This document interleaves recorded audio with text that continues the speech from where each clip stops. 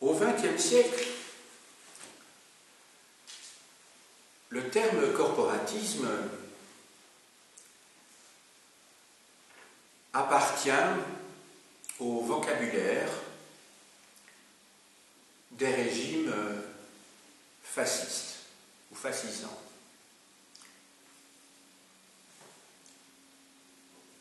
Je vais vous en donner un exemple qui n'est évidemment pas pris au hasard, en prenant la constitution espagnole qui était en vigueur à l'époque du franquisme.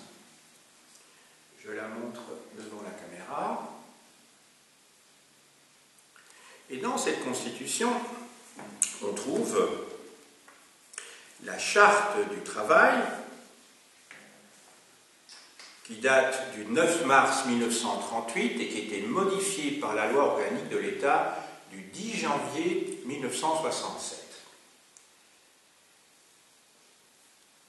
Les chartes du travail sont au centre de l'organisation économique et sociale, et par conséquent aussi politique, mais économique et sociale, des régimes fascistes. Pourquoi? Parce que les régimes fascistes se définissent a contrario par rapport à deux régimes qui ont existé préalablement. D'une part, le système mis en place au moment de la Révolution française, par conséquent, le maréchal Pétain, lorsqu'il prend pour devise travail, famille, patrie, il se démarque de la devise républicaine liberté, égalité, fraternité, et les régimes fascistes, dans leur idéologie, se démarquent aussi, et c'est plus que se démarquer, ils prennent à rebours le principe des régimes communistes. Et dans les régimes communistes, vous savez que la vision d'histoire est celle de la lutte des classes qui doit, aux yeux des révolutionnaires, conduire à la dictature du prolétariat avant l'abolition des classes, mais dans un premier temps à la dictature du prolétariat. Donc l'idée clé de l'idéologie marxiste, c'est la lutte des classes. Les fascistes, eux, veulent retourner à un ordre ancien, celui de l'Ancien Régime, à l'époque où il existait des corporations, c'est-à-dire à une époque où la société était structurée verticalement,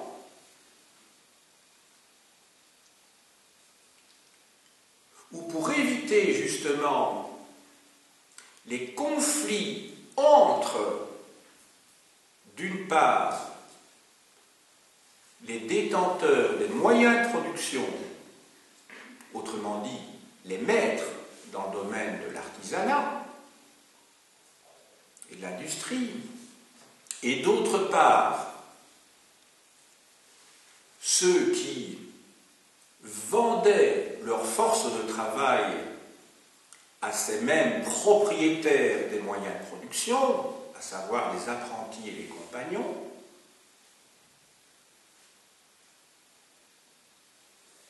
ils veulent donc revenir à ce système où la lutte des classes est théoriquement impossible. En tout cas, on la conjure par ce système vertical. Alors que dans nos sociétés modernes, les associations professionnelles ne sont pas verticales, c'est-à-dire qu'elles ne regroupent pas à la fois les patrons, les cadres, les ouvriers et les employés par branche, mais au contraire, il existe des associations qui, en fonction de leurs intérêts propres de classe, défendent donc leurs intérêts comme, d'une part, des associations patronales, parce que tous les membres des associations patronales d'un certain niveau ont les mêmes intérêts et donc se regroupent pour pouvoir être plus forts face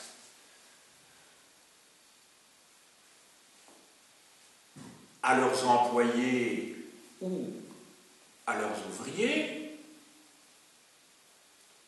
Vous avez donc deux types d'associations patronales.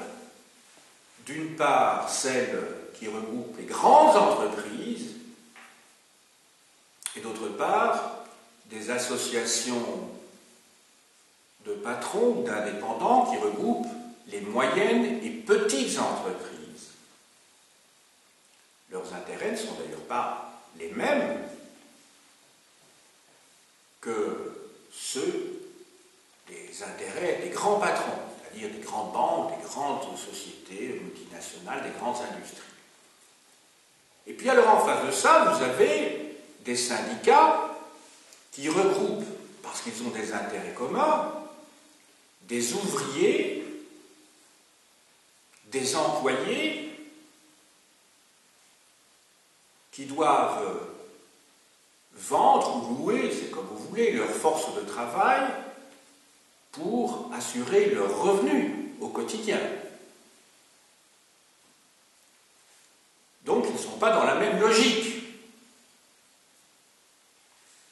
Les systèmes fascistes ne veulent pas de ce système, puisqu'ils veulent, eux, la concorde de classe, mais pas n'importe quelle concorde de classe. Une concorde de classe qui est organisée par l'État et imposée à tous les individus.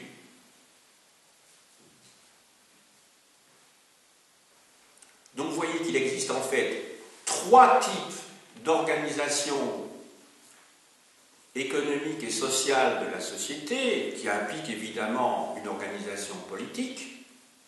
D'une part, un système conservateur, passéiste, qui est celui de l'Ancien Régime, et c'est celui que je vais développer aujourd'hui devant vous. Vous avez une organisation verticale, c'est-à-dire des sociétés qui sont constituées de corps, sous l'Ancien Régime en France, mais aussi dans nos régions, dans les Pays-Bas, par exemple, c'était le cas des différentes sociétés d'Ancien Régime. Vous savez qu'il y a, sur le plan politique, le clergé, la noblesse et le tiers-État, ça c'est l'expression politique de l'organisation de la société, politique et idéologique, et à l'intérieur même du tiers-État, vous avez tous ceux qui travaillent, et parmi ceux qui travaillent, vous avez bien entendu les paysans, qui eux ne sont pas organisés sur base corporatistes, et d'autre part les artisans, les commerçants, qui eux sont organisés sur une base corporatiste. Et c'est cette partie, ce segment-là de la société que je vais étudier avec vous. Ça veut dire quoi? Ça veut dire que, et on en a un bon exemple à Bruxelles, lorsque vous allez à Bruxelles, nous sommes en Belgique, là, le lieu touristique qu'il faut voir à tout prix, c'est la Grande Place. Vous y avez l'hôtel de ville, mais vous savez qu'autour de la Grande Place, vous avez les maisons des corporations, les maisons de métier. Ces maisons de métier existaient depuis le Moyen-Âge, mais à la suite du bombardement par le maréchal de Villeroy en 1695, c'était à l'époque de Louis XIV, on a dû reconstruire en dur toutes ces maisons qui datent donc de la fin du XVIIe siècle et du début du XVIIIe siècle. Et on les a décorées de manière superbe. On peut les identifier pour un certain nombre d'entre elles. Par exemple, si vous voyez La maison des bateliers, ben, elle représente la poupe d'un navire. Donc, il n'y a aucun doute à ce sujet-là. Mais vous avez d'autres maisons de corporation. Voilà.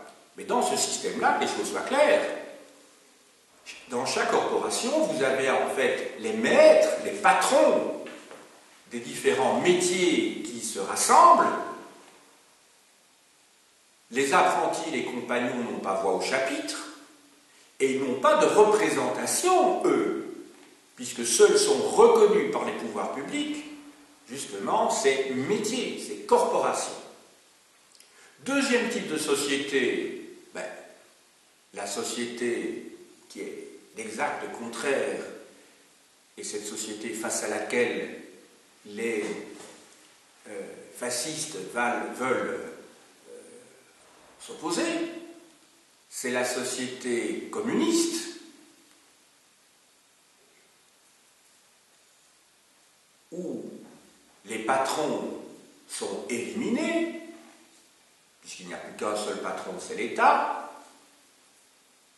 et où l'idéologie, c'est la lutte des classes. Donc il n'est pas question d'avoir des organisations qui regroupent à la fois ceux qui sont propriétaires des moyens de production et ceux qui doivent vendre ou louer leur force de travail. Et puis la troisième société, c'est notre société, qui est une sorte de mixte, si vous voulez, qui, comme la société fasciste, est une société de type capitaliste, mais qui est non pas orientée vers une renaissance du passé, et qui a dû composer avec les forces en présence, c'est-à-dire d'une part le capital, le patronat, et d'autre part la classe ouvrière qui a revendiqué et qui a obtenu, à la suite de luttes, un certain nombre de droits. Alors on dit souvent des droits acquis, en fait ce sont des droits conquis, bien sûr. On n'a pas fait cadeau de ces droits aux ouvriers et aux employés, et où les acteurs de la vie économique et sociale sont organisés de manière horizontale et non pas verticale, comme dans la société corporatiste.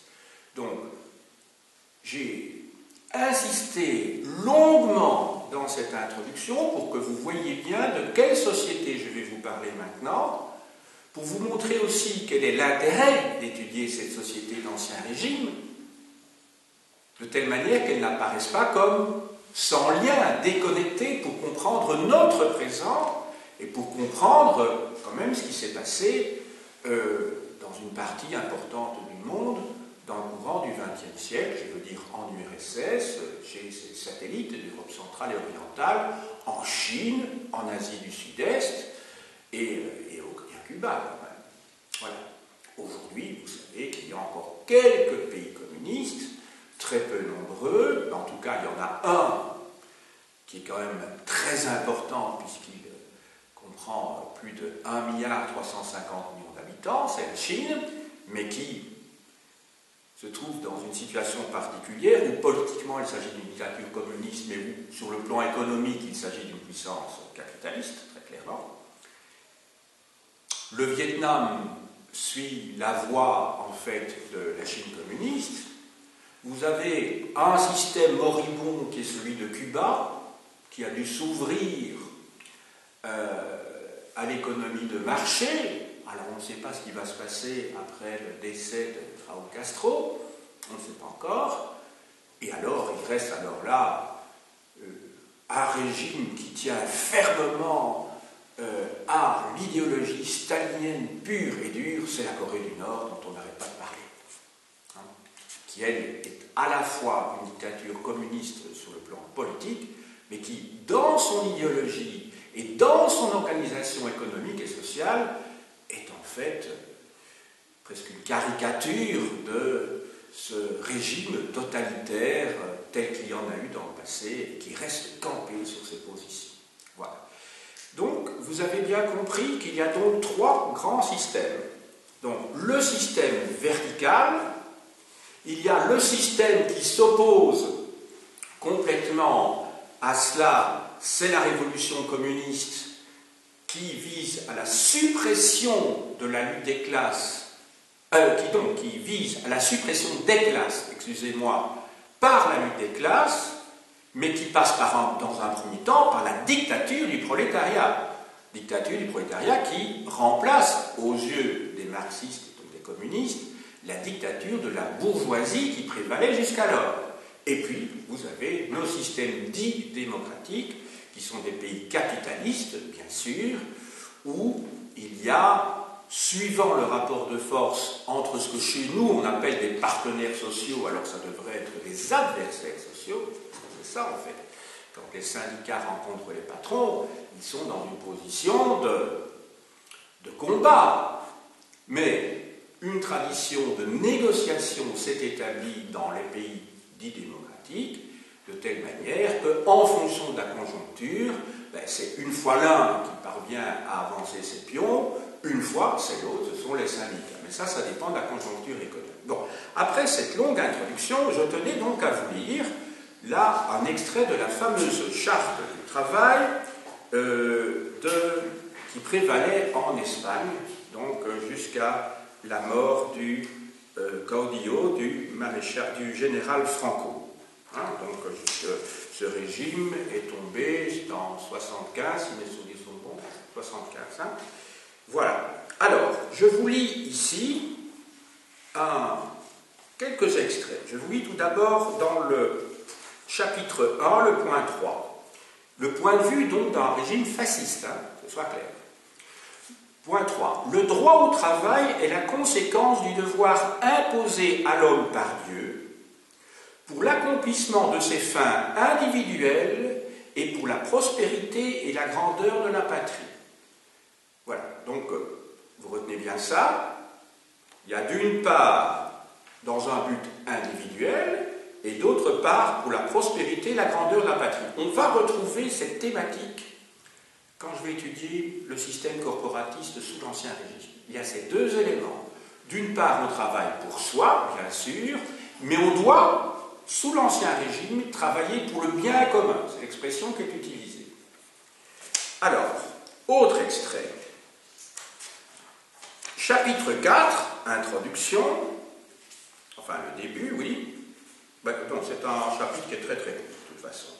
L'artisanat, héritage d'un glorieux passé corporatif, sera encouragé, effectivement, efficacement protégé, etc., etc., etc.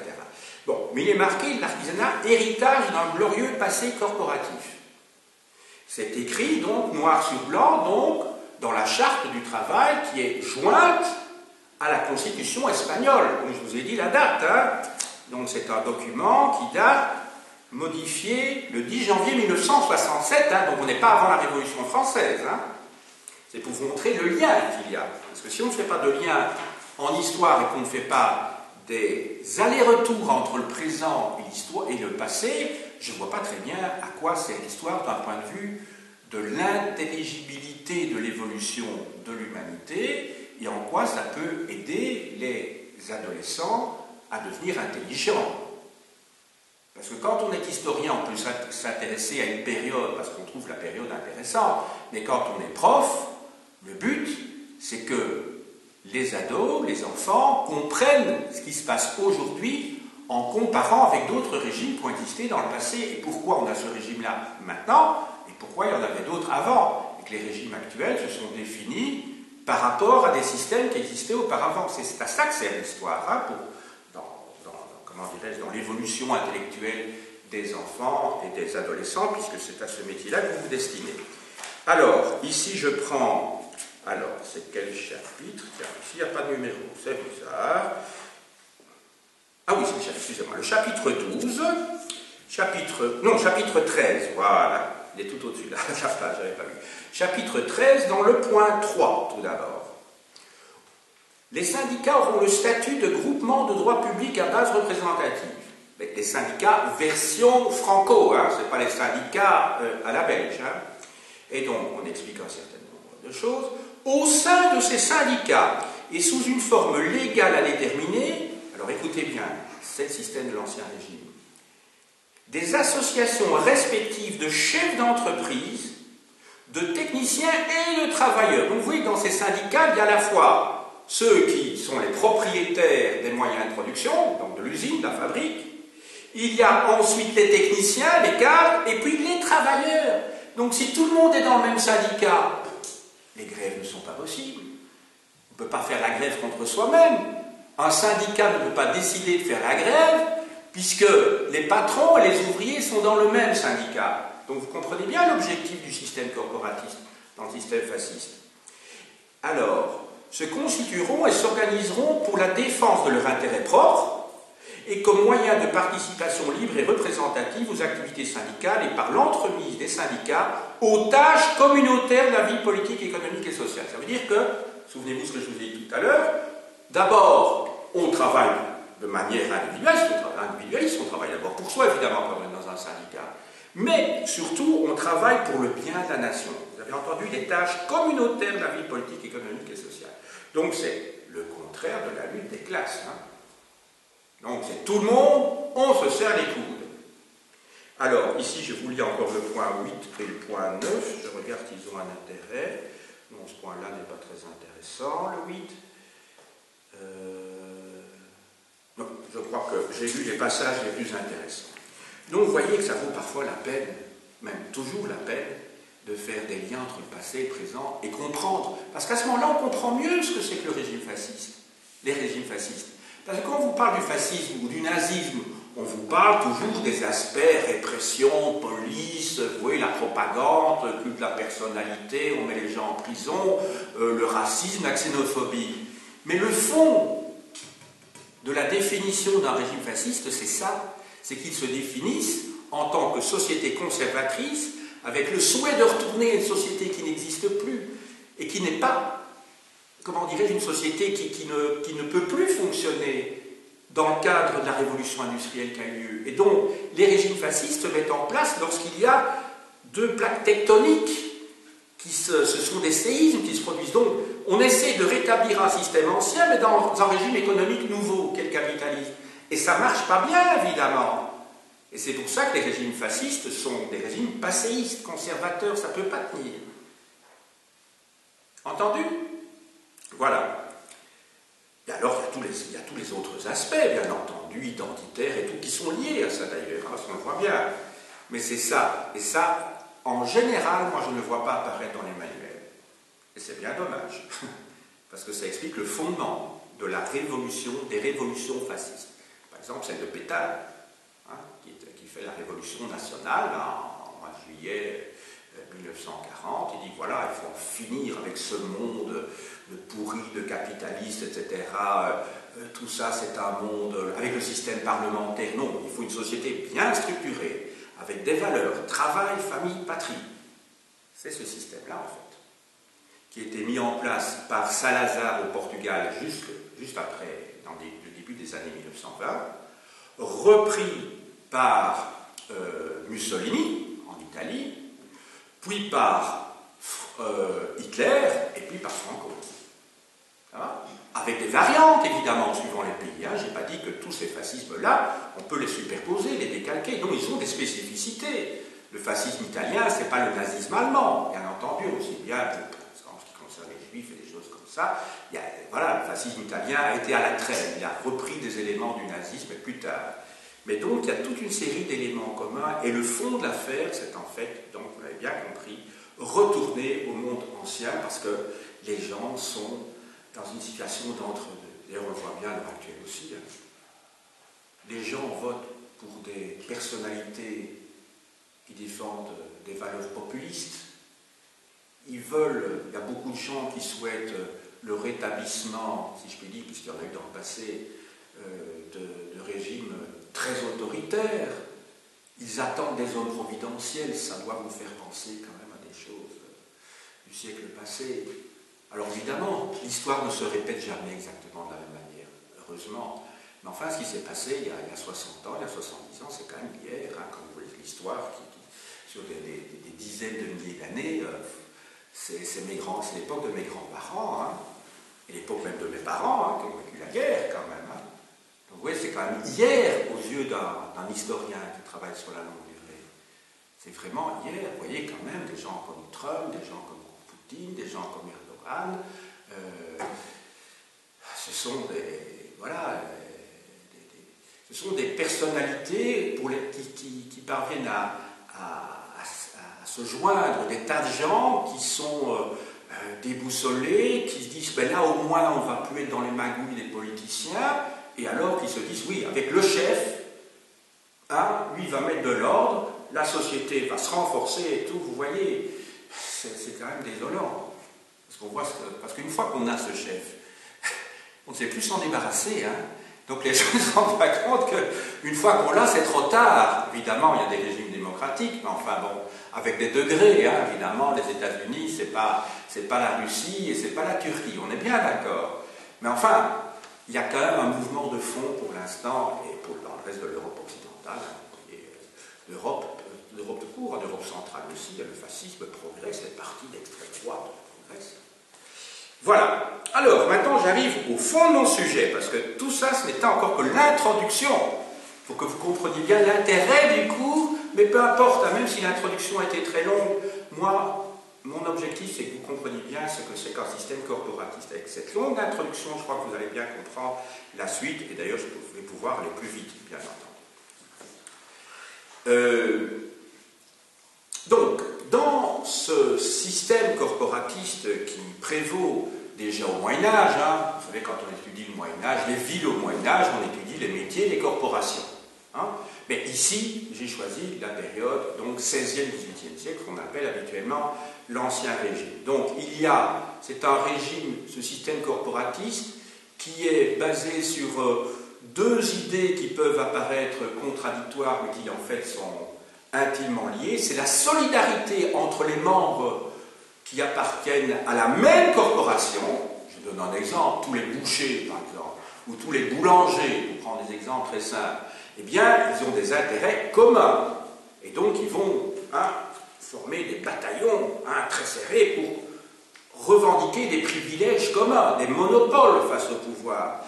Et en face de ça, évidemment, vous avez un système qui va dans l'autre sens, donc des forces, comment dirais-je, centrifuges dans la société, parce que ces groupes entre eux, ces corporations entre elles, elles sont en opposition, parce qu'elles se battent chacune pour avoir leur monopole, leur privilège. Voyons un petit peu l'histoire alors de ces corporations. Il y a deux grandes étapes. Une première étape qui est celle du rôle que va jouer la monarchie, qui va chercher, dès la deuxième moitié du XVIe siècle, à instrumentaliser ce système qui existait, je vous l'ai dit, depuis le Moyen-Âge. Le système des métiers, des corporations, ce que l'on appelle aussi à l'époque des communautés de métiers. Tout ça, ce sont des thèmes qui sont synonymes. Hein. Henri III, tout d'abord en 1581, publie un édit obligeant tous ceux qui exercent la même profession, tous les artisans qui exercent la même profession dans les villes du royaume, de s'associer et de faire partie d'une corporation. 16 ans plus tard, Henri IV, son successeur, voyant que cet édit reste très théorique et n'est pas appliqué, publie un nouvel édit pour bien faire comprendre que sa volonté est la même que celle de son prédécesseur.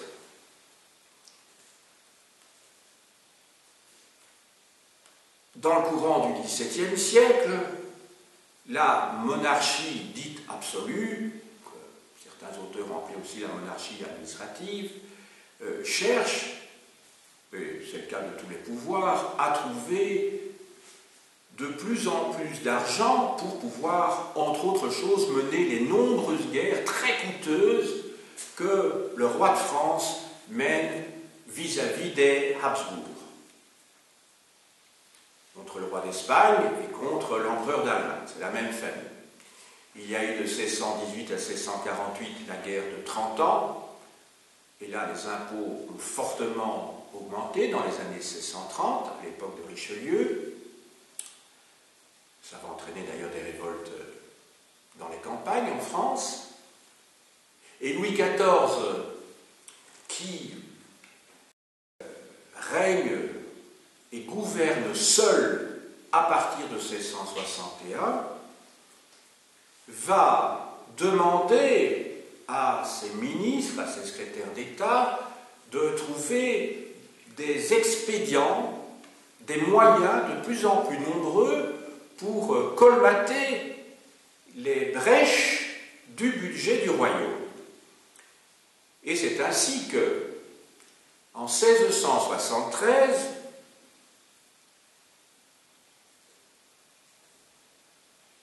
la centralisation va être réaffirmée dans un édit royal. À cette époque, les officiers sont élus par les communautés. Quand je dis les officiers, ce n'est pas des gradés dans l'armée. Un officier sous l'Ancien Régime, c'est quelqu'un qui est titulaire d'un office, c'est-à-dire d'une charge publique. Dans chaque corporation, il y a des représentants officiels auprès des pouvoirs publics qui sont de facto des officiers et qui sont donc élus. Mais en 1691, donc 18 ans plus tard, Louis XIV, plutôt ses ministres, décident que la nomination des jurés syndics, alors les jurés syndics, ce sont ceux qui s'occupent de l'administration des corporations. D'ailleurs, le terme syndic, on le retrouve encore à l'heure actuelle. Être syndic d'un immeuble, c'est la personne qui est choisie par les copropriétaires pour gérer l'immeuble au quotidien. Ça peut être une société extérieure à qui l'on confie cette tâche. Donc ici, les jurés syndics, ce sont donc des individus qui appartiennent à une corporation et qui ont prêté serment. C'est pour ça qu'on les appelle des jurés. D'ailleurs, les corporations, je vous ai dit, il y a plusieurs noms qui sont utilisés, communauté. Il y a aussi le terme de jurande. Jurande est synonyme de métier. J'écris le mot jurande au tableau, si vous cherchez.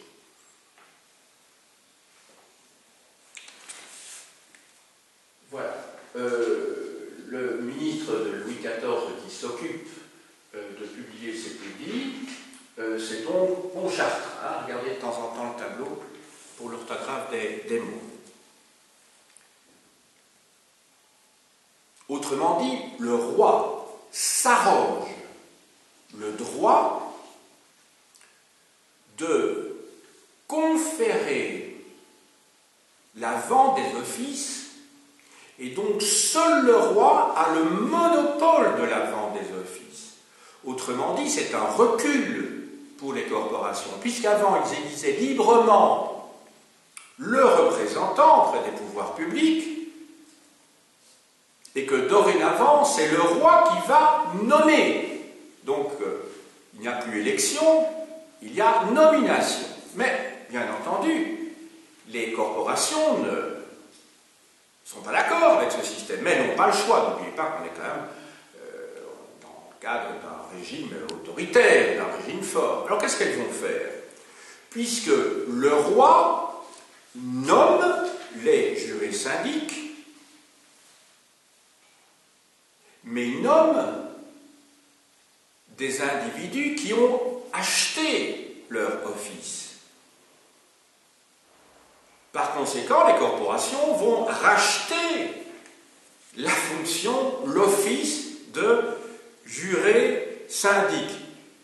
Ce qui est évidemment un bénéfice pour le roi. Donc vous voyez, il s'arrange le droit de nommer des gens dans le but payées. Et les corporations rachètent quelque chose qui leur appartenait, parce qu'elles tiennent à pouvoir être libres de leur destin, en fait. Et donc, vous devez vous dire que pendant tout le XVIIe siècle, et même pendant le XVIIIe siècle aussi, la monarchie va utiliser constamment, l'administration royale va utiliser constamment des moyens semblables pour faire entrer de l'argent dans les caisses de l'État. Et ce n'est pas spécifique aux corporations, c'est dans tous les domaines. Vous savez que les pouvoirs publics ne manquent jamais d'imagination lorsqu'il s'agit de faire entrer de l'argent dans les caisses de la commune, de la province, de la région, de l'État. Je parle à l'heure actuelle. Vous devez payer votre emplacement, votre stationnement, vous devez tout payer, finalement. Bientôt, on vous fera payer le droit de marcher sur les trottoirs, à la limite. Vous voyez ce que je veux dire? C'est-à-dire qu'il y a, oui, que tout peut être fiscalisé, imposé d'une certaine manière. Alors, réaction dès le début du XVIIe siècle. Alors, réaction ici, non pas des corporations elles-mêmes, mais réaction d'individus qui, en avance sur l'idéologie de leur temps et l'organisation de la société de leur temps, pour des raisons évidemment d'intérêt, mais aussi parce que certains d'entre eux réfléchissent au fonctionnement de la société, donc il y a aussi des intellectuels là-dedans, demandent la suppression des maîtrises, donc des jurandes, mais ce phénomène va se produire surtout au XVIIIe siècle. Autrement dit, ces individus s'opposent à ce système figé, à ce système conservateur, à ce système qui fait que la société ne peut pas bouger puisque tout a été fixé, pratiquement, je dirais, en gros, une fois pour toutes, dans des textes, dans des règlements dont les corporations assurent la continuité, la perpétuité. À l'heure actuelle, quand on dit que les pompiers, les enseignants, les transporteurs de route, enfin peu importe le métier, on dit qu'ils ont une attitude corporatiste et qu'ils font la grève pour des raisons corporatistes. Ça veut dire en fait qu'ils ne pensent, aux yeux de ceux qui dénoncent ce type de comportement, ça veut dire qu'ils ne pensent qu'aux intérêts de leur association professionnelle et ne s'intéressent pas au bien public. Mais je vous ai dit que dans le système corporatiste, et je vous l'ai lu encore en lisant la Charte du travail fasciste, la notion de bien public pour autant n'est pas absente du tout. Alors, ce courant, en fait, qui dénonce le corporatisme, c'est un courant que vous connaissez bien, parce qu'il existe toujours, c'est le libéralisme. Le libéralisme naît au XVIIIe siècle. La pensée libérale est là comme théoricien le plus célèbre, qui publie en 1773 des causes et de la nature de la richesse des nations, c'est-à-dire Adam Smith. Je ne l'ai pas écrit au tableau, mais c'est S-M-I-T-H. Smith, ça veut dire le forgeron, si vous voulez, en anglais, comme De Smet en irlandais, Adam Smith.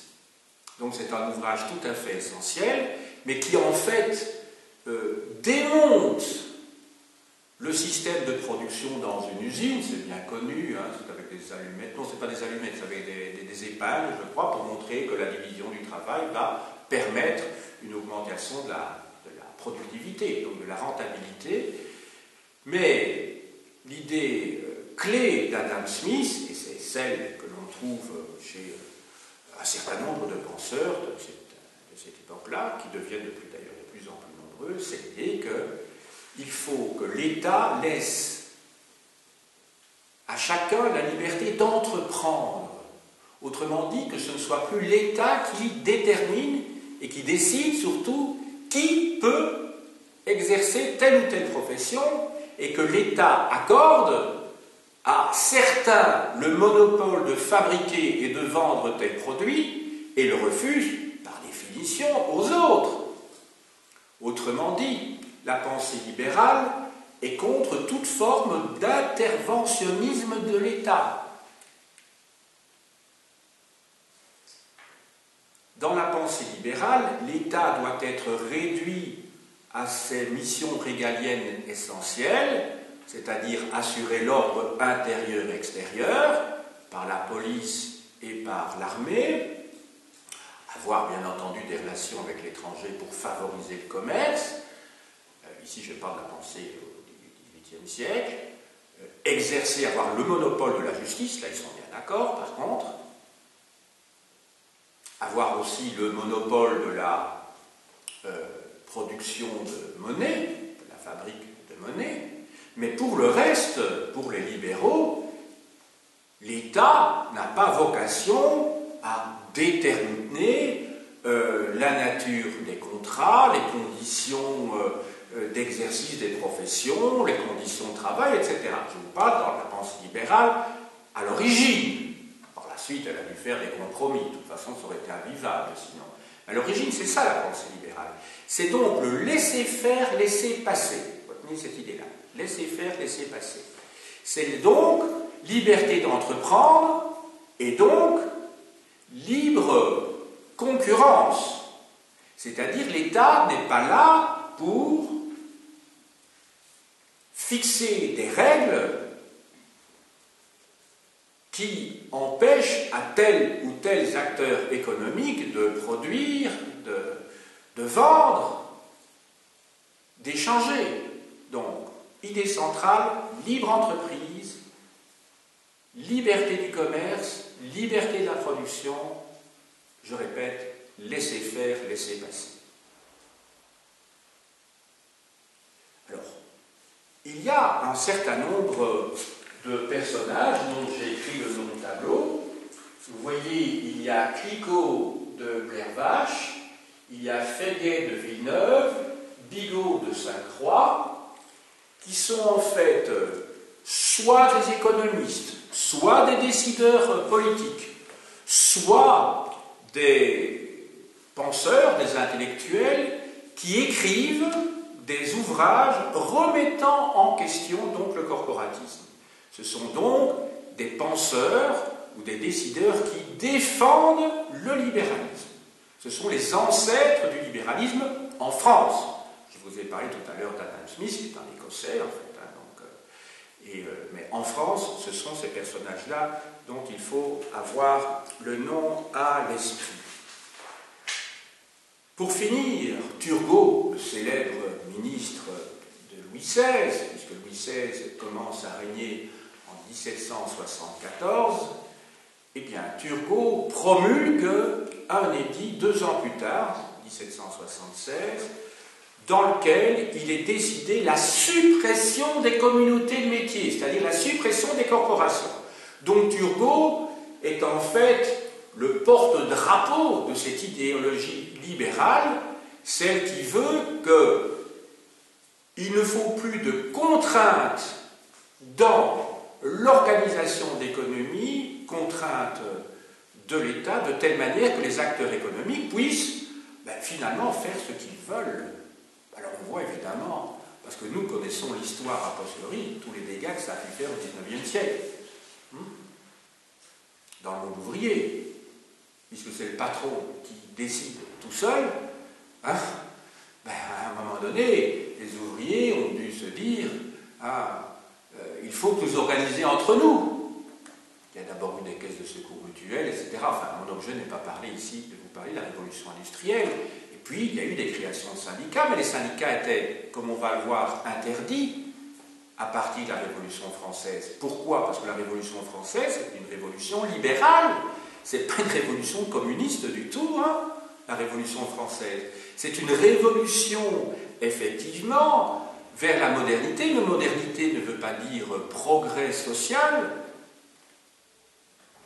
ne veut pas dire plus de bonheur. C'est-à-dire que la Révolution française a été menée par des individus qui appartenaient à l'origine essentiellement à la petite bourgeoisie. Pensez à des gens comme Robespierre, comme Danton, c'était au fond des gens qui appartenaient au milieu de la robe, des avocats, mais qui étaient frustrés de ne pas avoir leur place dans la société, la place qui correspondait à leur travail, à leur talent, puisque cette société était bloquée par l'aristocratie, par le système des trois ordres, etc. Et donc, ils travaillaient pour leur classe sociale, bien sûr, même s'il y a eu des aspects qui ont pu effectivement bénéficier au peuple. Un autre édit, la même année, lorsque Turgot est renvoyé par Louis XVI, donc la même année, en 1776, est publié par Maurepas. C'est écrit au tableau aussi. Son successeur. Et Maurepas se rend compte que la mesure de Turgot a été trop violente. On ne passe pas comme ça d'un système social à un autre du jour au lendemain. C'est pas possible. Imaginez, c'est comme si du jour au lendemain, on décidait, voilà, plus de syndicats. Imaginez qu'à moins d'avoir un système autoritaire, justement la dictature, ben sinon vous imaginez les gens qui sont dans la rue. Eh bien, donc, Turgot avait supprimé les corporations, Maurepas les rétablit, mais avec une nuance. Donc il ne rétablit pas vraiment le système comme avant. Il va reconstituer les communautés, donc les corporations, mais il va les diviser en deux. C'est-à-dire qu'il y aura d'une part des corporations à l'ancienne, je dirais, qui vont se remettre en place. Toutefois, ils vont limiter le nombre. Elles seront beaucoup moins nombreuses. Donc il va déjà produire, il y aura déjà un effet de rationalisation, une politique de rationalisation. À côté de ça, d'autres professions seront libres. Donc vous voyez, c'est un mixte entre le système ancien corporatiste et le système libéral. Donc il a freiné les quatre fers de telle manière que ce ne soit pas la révolution en France déjà à ce moment-là. Enfin, au moment de la Révolution française, les corporations vont être supprimées. Elles vont être supprimées par un personnage dont le nom est écrit au tableau en 1791, qui est Dallard, ce qu'on appelle la loi Dallard, qui supprime les corporations en France. Et cette loi va être suivie par une autre loi bien plus connue, d'un personnage bien plus connu, qui est le Chapelier. La loi Le Chapelier, ça doit sans doute vous rappeler vos enseignements de secondaire. Alors, cette loi interdit toute forme d'association entre des individus exerçant le même métier ou la même profession. Donc je répète, la loi Le Chapelier interdit toute association entre des individus exerçant le même métier ou la même profession. Alors vous voyez les implications que ça va avoir au XIXe siècle, bien sûr. Parce que l'implication, elle est double. C'est-à-dire que les patrons ne peuvent pas s'unir, mais surtout ceux qui sont les plus nombreux et qui ont le plus besoin de s'unir, c'est-à-dire les ouvriers, ne peuvent pas créer de syndicats. C'est ça que ça veut dire. Donc il faudra attendre de nombreuses décennies. Il faudra attendre le Second Empire en France et plus tard encore en Belgique pour que les syndicats soient reconnus. Et ils ont été reconnus, évidemment, dans une phase de conjoncture haute, c'est-à-dire au moment où l'économie allait très bien, à un moment donné où les patrons avaient besoin d'ouvriers. Donc il y avait un rapport de force qui était positif pour la classe ouvrière. Alors maintenant, comment ces métiers étaient-ils classés? Alors, il y a différentes propositions de classification qui ont été faites par des historiens du XXe siècle. Je cite ici, vous voyez, Émile Cornart et Abel Poitrineau, écrit au tableau. Et ces deux historiens ont proposé la classification suivante. Émile Cornart a distingué d'une part les métiers jurés et les métiers réglés. Alors c'est quoi un métier juré? Un métier juré, c'est en fait une corporation où les membres disposent d'un monopole de la fabrication et de la vente des produits, mais où les membres doivent également prêter serment au juge royal de la juridiction dont ils dépendent. Donc, il y a une prestation de serment, d'où le nom de juré. Les métiers réglés, c'est quoi? En fait, les métiers réglés, on les trouve essentiellement, pour Cornart, dans les métiers, comment dirais-je, les métiers réglés sont organisés par les pouvoirs publics dans les villes, surtout les villes moyennes et petites.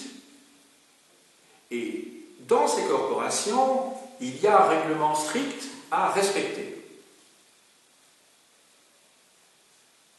Alors, Abel Poitrineau, qui est un historien qui vient après Cornart, a proposé, lui, d'affiner cette classification en y ajoutant les métiers statués,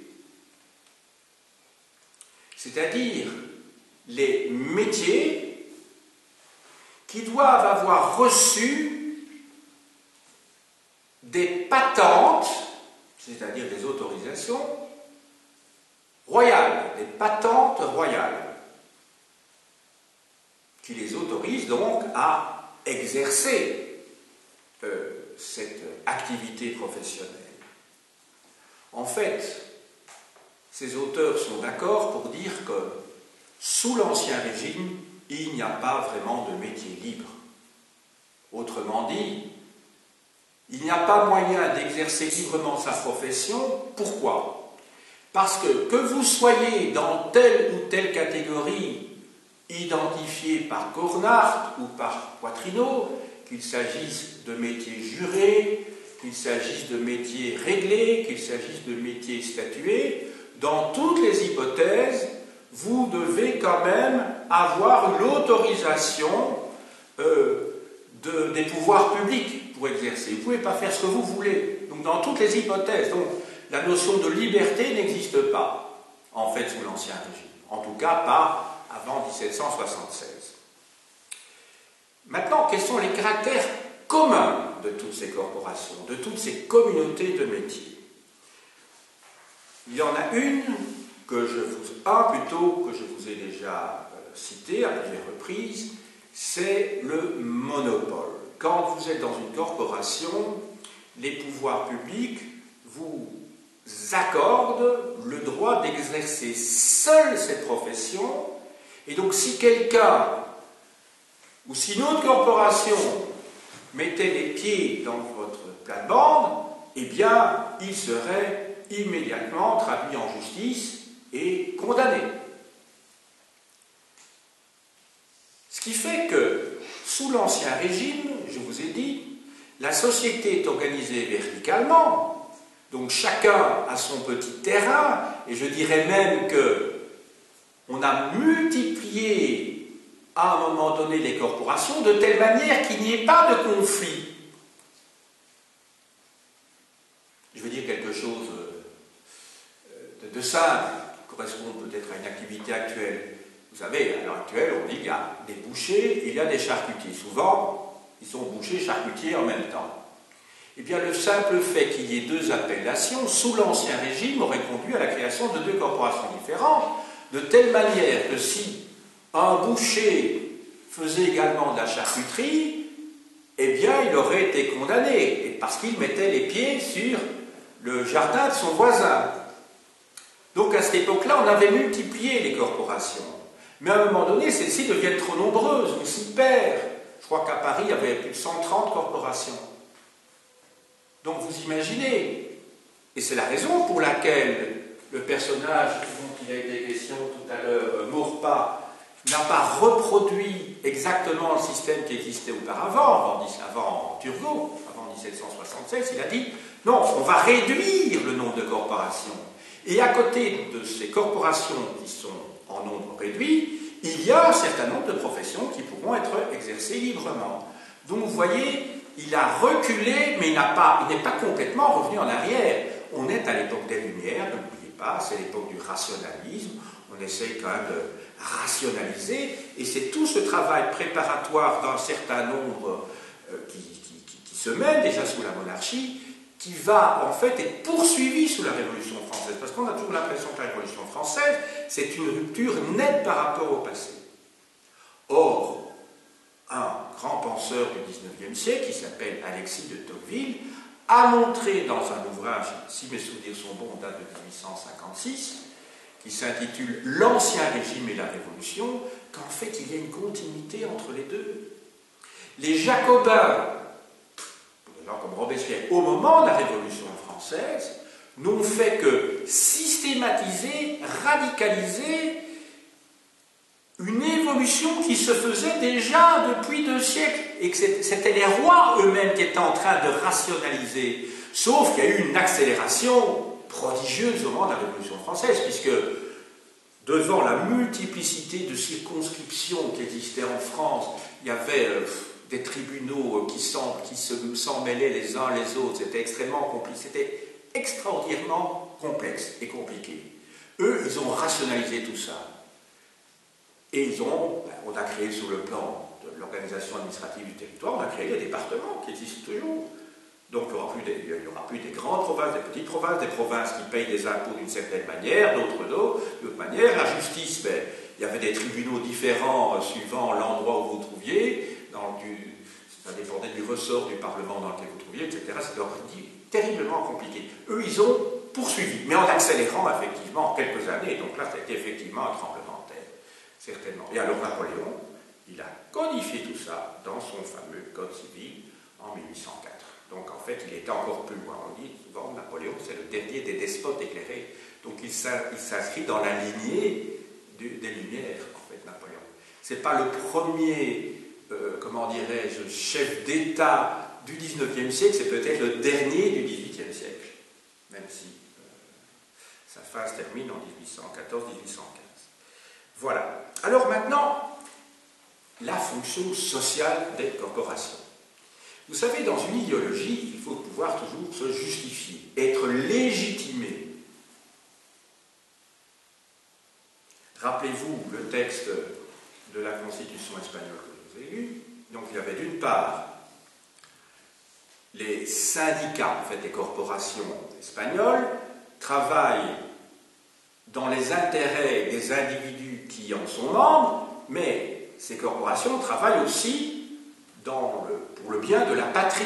C'était le terme qui était utilisé. Et bien ici aussi, les corporations participent d'une idéologie qui existe depuis le Moyen-Âge, c'est l'idéologie qui remonte à Thomas d'Aquin, si vous voulez, selon laquelle les travailleurs, tous ceux qui sont dans une société, travaillent pour le bien commun, quelle que soit leur place dans la société.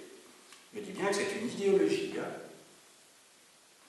Alors, la fonction sociale des syndicats, des corporations, c'est d'assurer l'approvisionnement du marché urbain, et plus particulièrement pour la viande et pour le pain, pour le blé.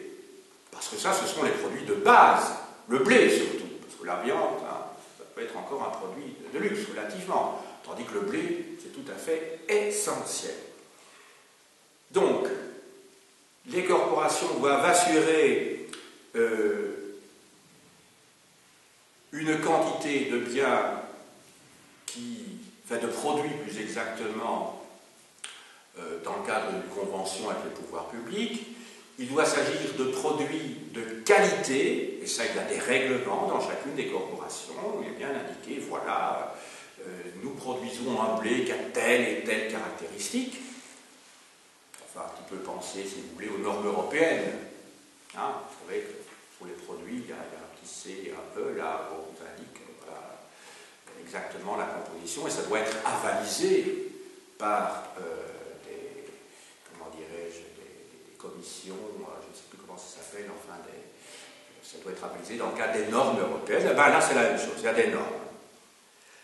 Mais ces produits doivent aussi, et c'est dans l'idéologie du temps, et c'est accepté par les membres des corporations, tous ces produits doivent pouvoir être acquis dans le cadre de prix raisonnables. Autrement dit, la spéculation est strictement interdite. Et, d'une manière générale, les corporations se plient à cette idée-là.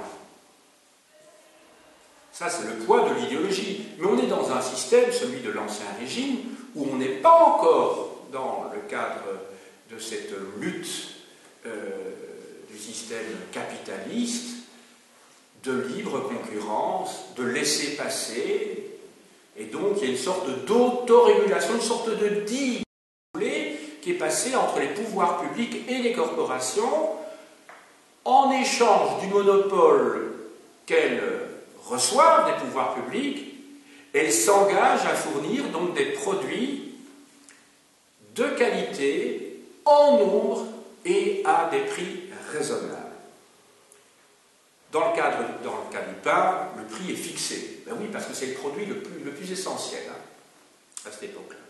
Nous l'avons oublié, parce que le pain, c'est devenu un produit comme d'autres. On en a besoin, mais enfin bon, il y a des tas d'autres produits qui nous permettent de nous nourrir quotidiennement. On peut vivre sans pain.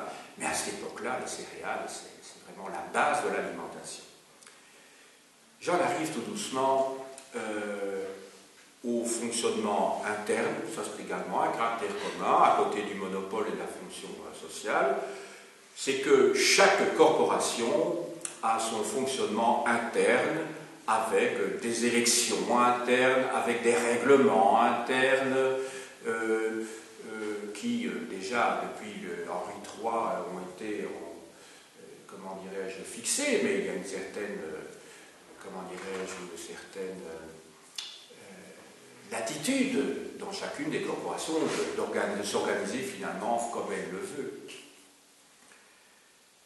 Vous savez que donc dans les corporations, il y a des apprentis, des compagnons, des maîtres, et que pour pouvoir accéder au rang de maître, il faut produire ce que l'on appelle un chef-d'œuvre. Mais les maîtres s'étaient arrangés pour que ces chefs-d'œuvre ne puissent, comment dirais-je, que pour la présentation du chef-d'œuvre, il était nécessaire de payer une certaine somme d'argent, et seuls finalement les fils des maîtres pouvaient payer cette somme d'argent, et donc il y avait une sorte de monopole héréditaire dans la fonction de maître. Parce que n'oubliez pas que le maître, c'est celui qui possède les moyens de production. Hein. Les apprentis, les compagnons ne les possèdent pas. En fait, un compagnon, il a la même compétence qu'un maître.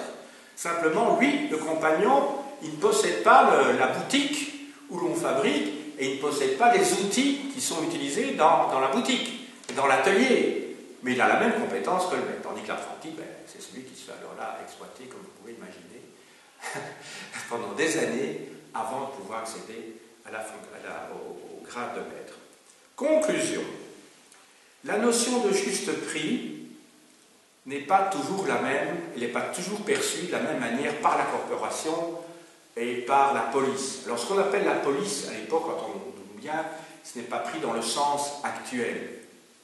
La police sous l'Ancien Régime, ce n'est pas seulement le maintien de l'ordre, je dirais, par rapport au vol, par rapport au crime, non. La police, c'est je dirais, l'organisation de la société d'une manière plus générale. Donc quand on parle d'intendant, de finances, de justice et de police, la police concerne toute l'organisation du commerce, par exemple. Donc il faut faire attention, ne faites pas d'anachronisme. Il y a en tout cas une catégorie d'individus dont je ne vous ai pas parlé, parce qu'en fait ils ont été rebelles à toute forme d'organisation corporative. Ce sont les artisans des bourgs et des campagnes.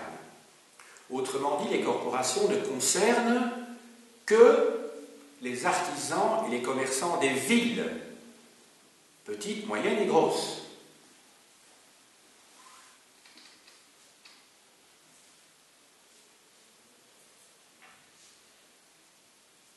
Ce sont des milieux beaucoup plus conservateurs qui tiennent à leur liberté,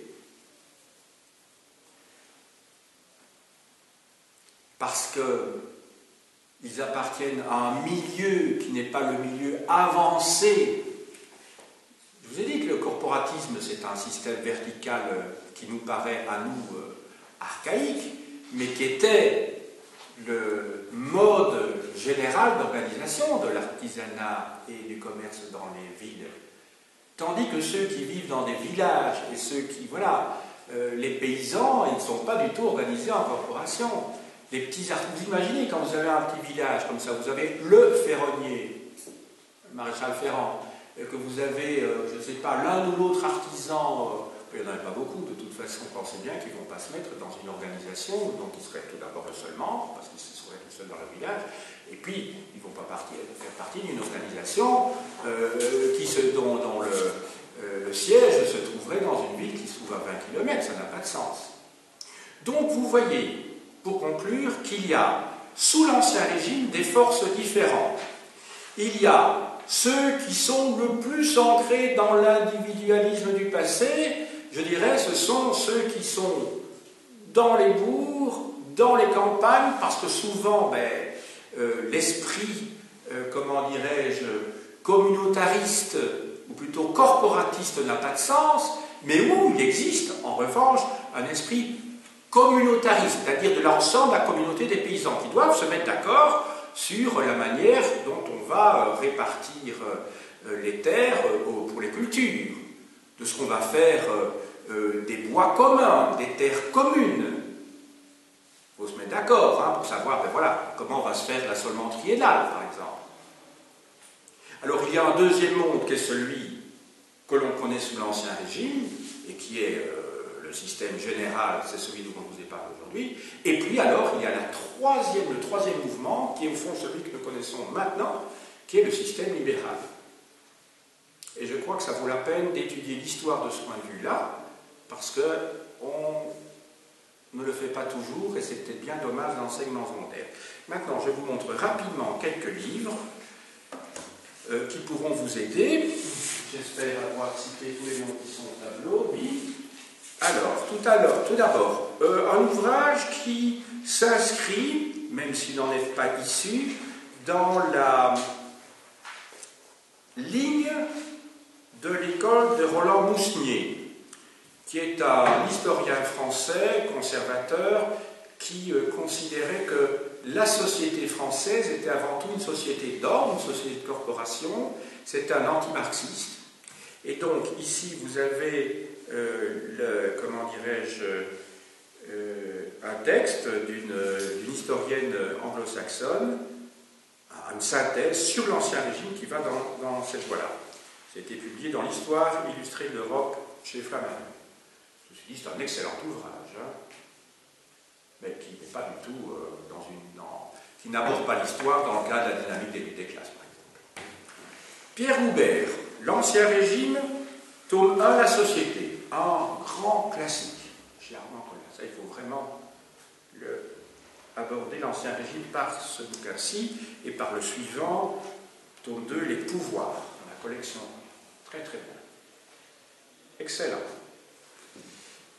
De Jean-Marie Constant, La société française au XVIe, XVIIe et XVIIIe siècle, chez Offris.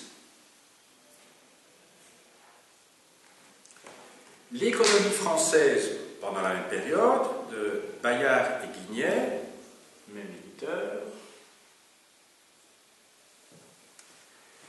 Et enfin, La France industrielle, pour la même période, de Delsalle, même éditeur. Alors, quand on aborde un sujet, lorsque vous devrez faire une leçon, un bon moyen d'aborder une notion, d'étudier un aspect de l'histoire institutionnelle ou sociale, c'est de prendre les dictionnaires du secteur considéré. Je vous montre le plus ancien, mais qui a été réédité, celui de Marcel Marion, Dictionnaire des institutions de la France, XVIIe, XVIIIe siècle, chez Picard. Lexique historique de la France d'Ancien Régime, alors là, c'est de Cabourdin et Villard.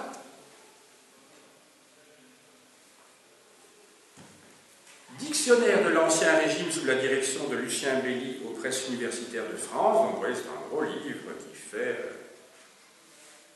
1400 pages, c'est un bottin de téléphone.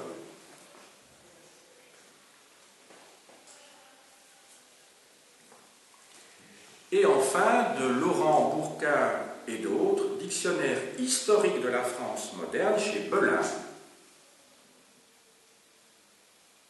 Autrement dit, quand vous prenez ces dictionnaires, quels qu'ils soient, d'ailleurs ici je vous en ai montré 4, il y a toute une série d'entrées où vous avez une explication en une demi-page, une page, 2 pages, voire 3 pages, sur toute une série de termes techniques des institutions, des classes sociales, des aspects de la vie de la France sous l'Ancien Régime qui peuvent être une bonne base pour préparer une leçon.